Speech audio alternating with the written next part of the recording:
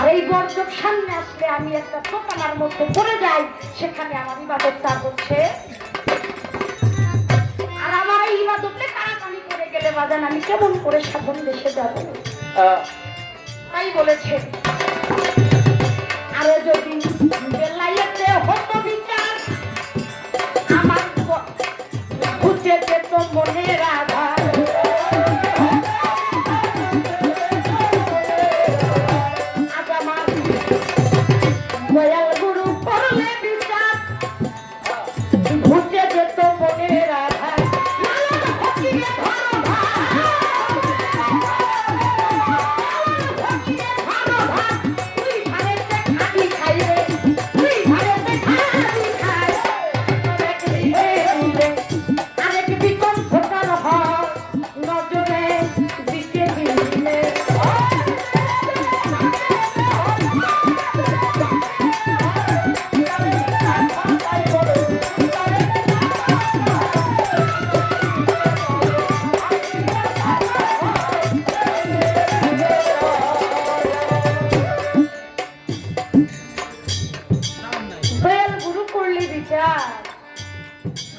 আমার বুঝে যেত মনে আধার। আমি আশা করি এই যে বর্জকের একটা দিক, আমি কোন বর্জকে যাব, হে মুর্শিদ আপনি আমাকে বলে দেন। শুধু বললে নিরাকারে তুমি কেন মন আকার দিলে না?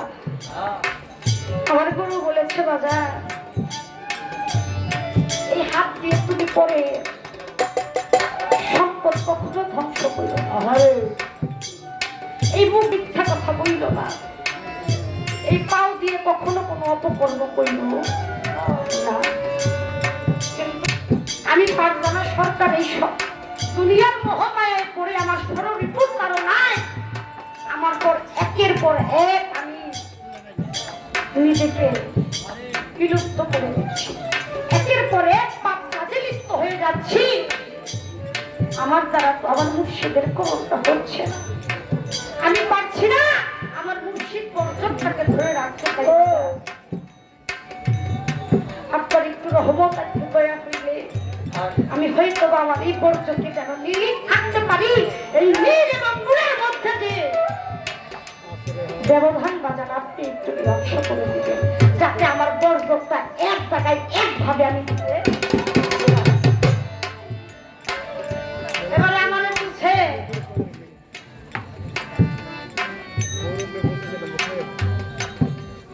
তুমি তোমার গুরুকে কোন মন্দিরে কোন মোকামে রেখে বলো করো। বাবা এত তাড়াতাড়ি যদি আপনি আমার এত বড় একটা কথা বলে দেন, তাহলে আমি পারবো না যাওয়ার মতো কোথায় নাকি মারবার চিন্তা ভাবনা করেই আপনি আমার আনছেন, তাও বুঝলাম। এত বড় কথা আমি কেমন লাইলাম আপনার কাছে,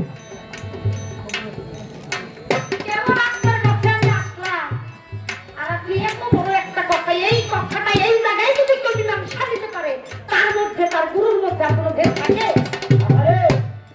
তাইলে বাবা এত বড় কর্ম তো আমার দ্বারা এখনো হয় না। আমি তো এখনো পর্যন্ত আপনার পথে মন বসাইতে পারি না। এই দুনিয়ার সরব বিপুল মোহমায়ায় পড়ে আমার তো মুর্শিদ পদে মনটা বসে না। আমার তো গুরু পদে মনটা চাই না। আমার মুর্শিদ যদি বলে গাইলে আমি চলে যাই বাইরে। পাঁচটি মোকাম, 18 মোকামের মধ্যে এর মধ্যে কালির কাসমের মধ্যে পাওয়া যায় প্রধান হচ্ছে 5টি মোকাম।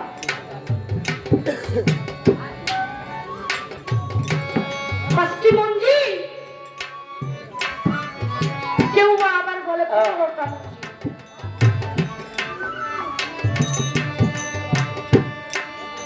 সেখানে দাঁড়িয়ে এই যে মঞ্জিলের একটা হিসাব আমি কেমন করে আমার বাজান যে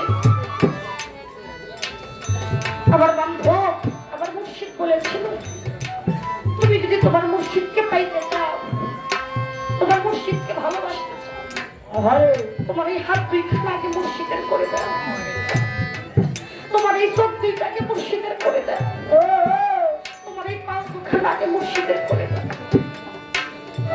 যেদিন তোমার সমস্ত কিছু তুমি তোমার মুর্শিদকে করে দিতে পারবা, সেদিন থেকে তোমার আর মুর্শিদের কাছে যাইতে হবে না, তোমার মুর্শিদ স্বয়ং তোমার মনে চলবে।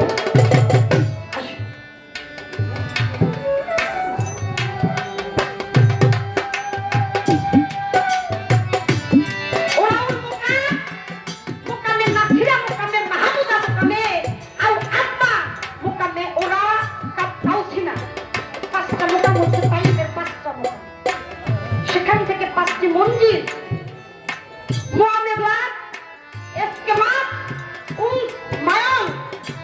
এবং উলফত, এই 5টি মন্দির থেকে আমার মুর্শিদকে আমি কেমন করে ভজনা করি, সেখানে দাঁড়িয়ে যদি আমি একটু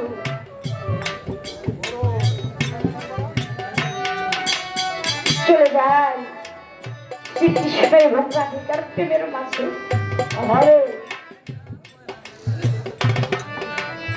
শ্রীকৃষ্ণ এবং রাধিকার প্রেমের মধ্যে যদি যান, সেখানে দেখা যায় চূড়াতে চূড়ামণি ভোমায় করে স্থিতি, পাঁচ মধ্য মহাকৃষ্ণ করেছে বসতি, চোখেতে কালাচার বসে যারে কয় নয়ন, কানেতে চৈতন্য বসে যারে কয় ধ্যান। খারাপ লাগে মুখেতে জয় কালী 32 ভজন, আমার জিহ্বার নিচে গয়া গঙ্গার জল। দুই দলে পদ্ম বসে নবদলে সেন, দক্ষিণে কায়া বসে পায়ে বলে রাম, হাতেতে গোবিন্দ বসে দানের অধিকারী, আপনি দান করে আপনি ভিখারি। ওই যে বলেছিলাম আগে মুর্শিদের হইতে গেলে হাত দুইটা মুর্শিদে করতে হবে। হৃদয় পুরে বনমালী করিতেছে খেলা, নাবিতে শীত বসেন নিয়া চন্দ্রকলা, আড়াই পেশের শক্তি আছে পায়েতে বসতি, 18 মোকামের কথা শোনো হে।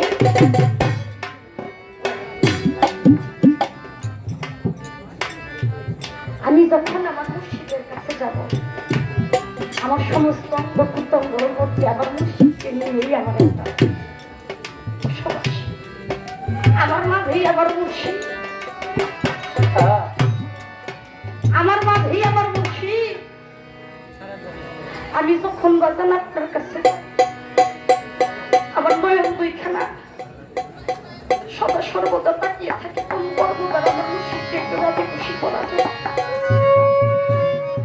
কোন কর্ম দ্বারা আমার মুর্শিদরা আমি একটু রাজি খুশি করতে পারি। আমার দ্বারা যেন আমার মুর্শিদ কখনো অসন্তুষ্ট না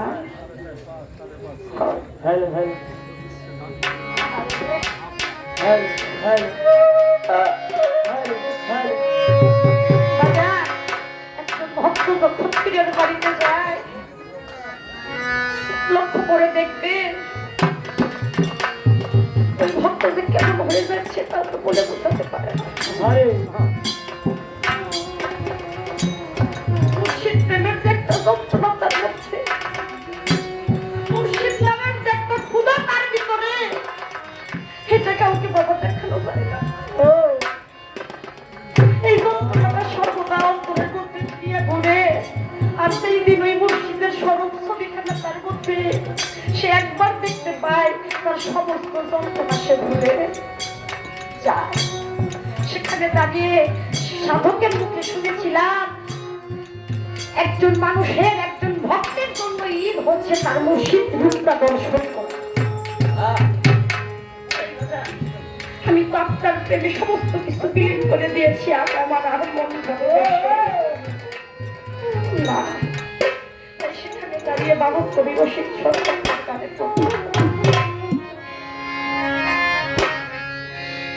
আমার মন তো ঘরে বসে না রে,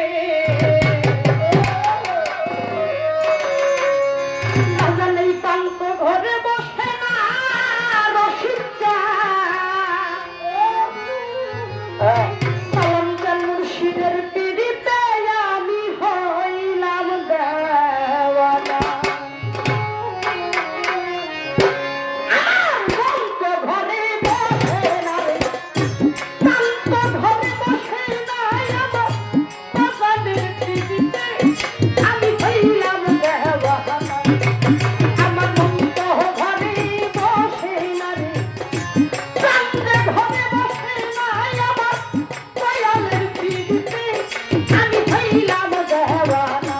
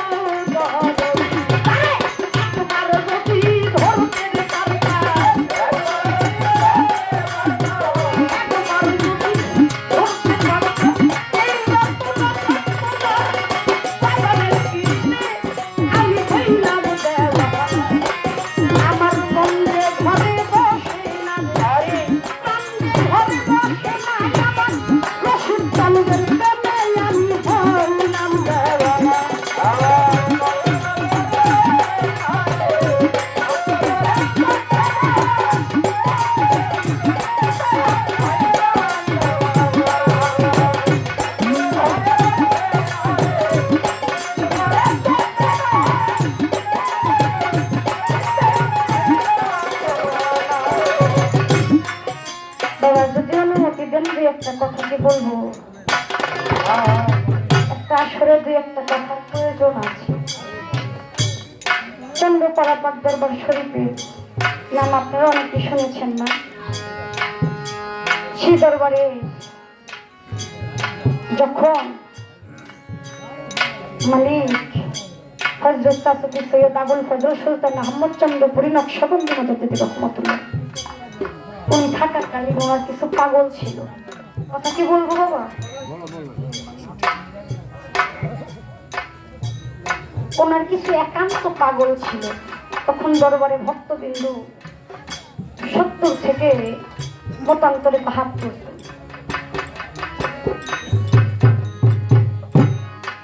ওই সময় একজন পাগল ছিল, যার নাম ছিল দয়াল বাবা আজিজ পাগলা। এই আজিজ পাগলার তেমন কোনো সহায় সম্পত্তি ছিল না। দরবারে ওরস চলে আসছে। সমস্ত ভক্তরা পীরের বাড়িতে গেলে কিন্তু বাবা ওরস আসলে অনেক কিছু নিয়ে যায়, যার সামর্থ্যে যা আছে সে তাই নিয়ে যায়। আজিজ পাগলা মনে মনে চিন্তা করে, দরবারের মধ্যে আমার মিয়া ভাইরা বাগান যে কত কিছু দেয়, আমারও তো মনে চায় আমার মুর্শিদের বাড়িতে কোনো কিছু দিয়ে দেয়, কিন্তু আমি তো পারলাম না। এইবার ওরসে আমি কিছু একটা আমার বান্ধবের বাড়িতে নিয়ে যাব। আজিজ পাগলা মনে মনে চিন্তা করে আমার কিছু একটা করতে হবে। আজিজ পাগলা বলে, এই দুনিয়ার মধ্যে সব থেকে আপন নাকি তরিকার ভাই। তরিকার ভাইয়ের কাছে গেলে তো আমার ফিরে দেব না। আমার মুর্শিদের বাড়িতে যাব। আমি একটা কাজ করি, আমার এক মিয়া ভাইয়ের বাড়িতে আমি যাই।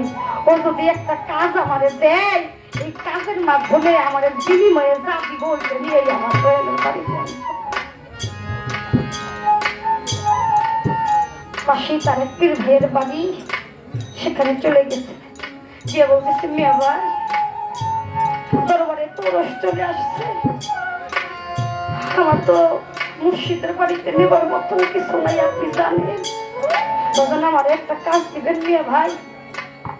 এই কাজের বিনিময়ে আপনি যা বলবেন আমি তাই করব, কিন্তু আমার দয়ালের বাড়িতে আমাকে যাওয়ার একটা ব্যবস্থা করতে হবে।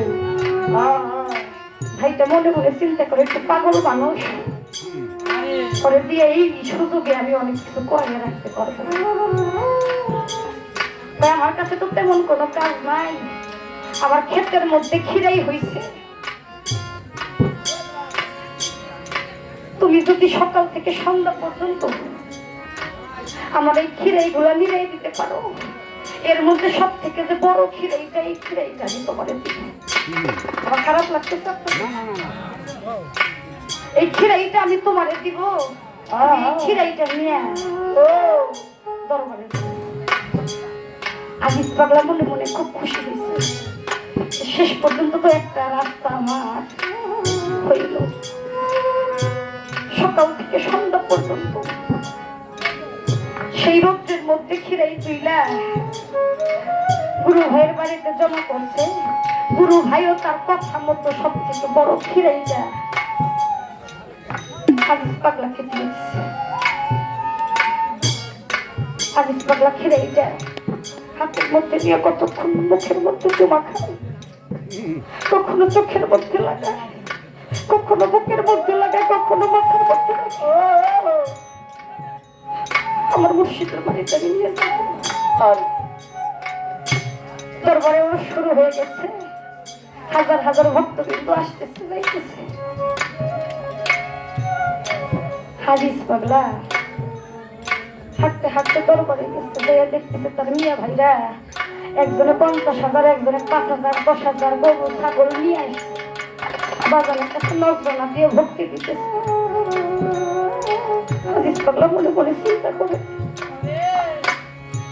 কেউ গরু নিয়ে আসছে, কেউ ছাগল নিয়ে আসছে, কেউ 50,000 টাকা দিতেছে, কেউ 5,000 টাকা দিতেছে। এর মধ্যে আমি কেমন কইরা মাত্র একটা খিরাই আমার মুর্শিদের কাছে নিয়ে যাবো? আমার গুরু ভাইরা দেখলে কি বলবে? আমার পক্ষে তো এই খিরাইটা নিয়ে আমার মুর্শিদের বাড়িতে যাওয়া সম্ভব না। চন্দ্রকড়াপাট দরবার শরীফে একটা সোনের ঘর আছে। এই সোনের ঘরের কোনায় পীড়ার মধ্যে, পীড়ার একটা কোনার মধ্যে পয়সা আজিজ পাগলা দুটা চোখের পানি ছেড়ে দিয়ে বলতেছে, এই খিরাইটা নিয়ে আমি আমার মুর্শিদকে ছোট করতে পারবো না, তার চাইতে তার বাড়িতে আমি এই খিরাইটা রাইখে এখান থেকে আমি চলে যাচ্ছি। ওই সোনের ঘরের কোনার মধ্যে আজিজ পাগলা খিরাইটা রাইখে ইহার পরে সে দরবার থেকে বের হয়ে গেছে। এদিকে ভক্তবৃন্দরা দয়ালের খেদমত করতেছে। আমার দয়াল বাবা সুলতান চান বলতেছে, আমার যেন বুকের মধ্যে কেমন করে, আমার ভালো লাগতেছে না, আমার যেন কি একটা খাইতে বলতেছে। ভক্তরা বলতেছে, বাগান আপনি একটা বার মুখ খুলে বলেন আপনি কি খাইবেন, পৃথিবীর যে স্থান থেকে পাওয়া যায় আপনার খাবার খাবারটা আমরা এনে দিব। আমার বুকের মধ্যে কেন জানি আগুন জ্বলতেছে, শরীরের মধ্যে তাপমাত্রা বেড়ে গেছে, আমার অস্থির অস্থির লাগতেছে, আমার কিছু ভালো লাগে না। কয়েকজন আপনি কি একটা ডাব খাইবেন? কয় না। কয়টা বাবা ঠিক খাইলে আপনার এই শরীরের যন্ত্রণাটা নিবারণ হবে, আপনি আমাদেরকে বলুন। দয়াল বাবা সুলতান চন্দ্রিকা চোখের পানি ছেড়ে দিয়ে বলতেছে, তোমার ফলের ঘরের পিছনে যায় দেখো আমার আবিস পাগলা একটা খিরাই রেখে গেছে। এই খিরাইটা আমার আইনা দেব, এই খিরাইটা খাইলে হয়তো আমার এই জ্বালার একটা নিবারণ হইতে পারে।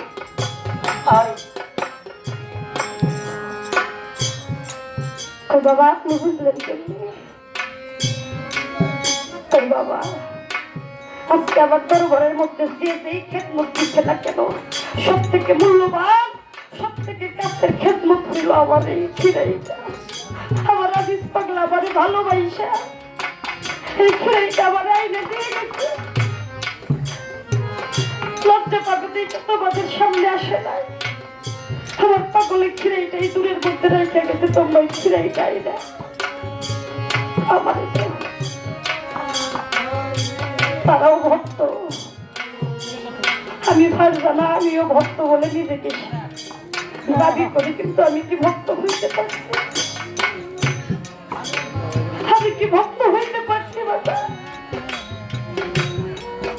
আমার দ্বারা তো আমার মুর্শিদের করণটুকু হয় না, আমি তো আমার মুর্শিদের কর্মটুকু করতে পারি না।